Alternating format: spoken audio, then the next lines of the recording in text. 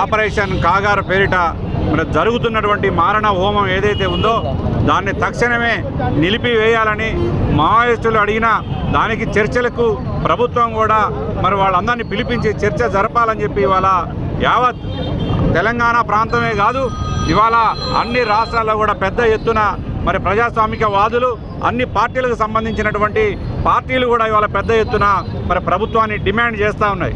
ఖచ్చితంగా మేము అందరం కూడా కోరేది ఒక్కటే, భారత రాజ్యాంగానికి లోబడి మరి వాళ్ళు అడిగినట్టుగా చర్చలకు పిలిపించి వాళ్ళ చర్చలకి తగ్గట్టుగా మరి మీరు ఎమ్మటే అక్కడ ఉన్నటువంటి బలగాల్ని వెంటనే వెనక్కి తెప్పించాలని చెప్పి మేమందరం కూడా పెద్ద ఎత్తున డిమాండ్ చేస్తూ ఉన్నాం. మీరు ఈ రాజ్యాంగాన్ని కాపాడుకోవాల్సినటువంటి బాధ్యత ఇక్కడ ఉన్నటువంటి మన అందరి మీద ఉంది. ఇవాళ రాజ్యాంగానికి తూట్లు పొడుస్తూ మరి అక్కడ ఉన్నటువంటి ట్రైబ్స్ని అందరినీ కూడా చిన్న చితక ముసలి ముతకాలు తెలియకోకుండా మరి అక్కడ మారణ హోమం నడుస్తూ ఉంది. ప్రజాస్వామికవాదులు ప్రతి ఒక్కరు కూడా దీన్ని తీవ్రంగా ఖండించాల్సినటువంటి అవసరం ఉంది. పక్క దేశ శత్రువు కూడా మన దేశం మీదకి వస్తే వాడిని జైల్లో పెట్టి మేపేటువంటి మరి దేశం మనది. అట్లాంటప్పుడు మన దేశంలో ఉన్నటువంటి పౌరుల్ని మనం కాల్చి చంపుకోవడం అనేది దారుణమైనటువంటి మరి సంఘటన.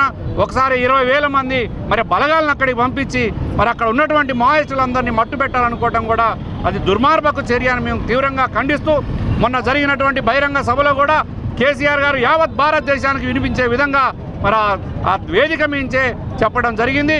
మోడీ గారు ఖచ్చితంగా వాళ్ళని పిలిపించండి, చర్చలు జరపండి, ఆ కాల్పులు విరమించండి, వాళ్ళని బలగాలను వెనక్కి తెప్పించండి అని ఆయన అక్కడి నుంచే పిలిపివ్వడం జరిగింది, లేఖ రాయటం కూడా జరిగింది. కాబట్టి మేము ఈ కార్యాచరణ ఎంతవరకైనా తీసుకుపోయే దాంట్లో మేము కూడా మీ అందరితో పాటు కలిసి ముందు నడుస్తాం.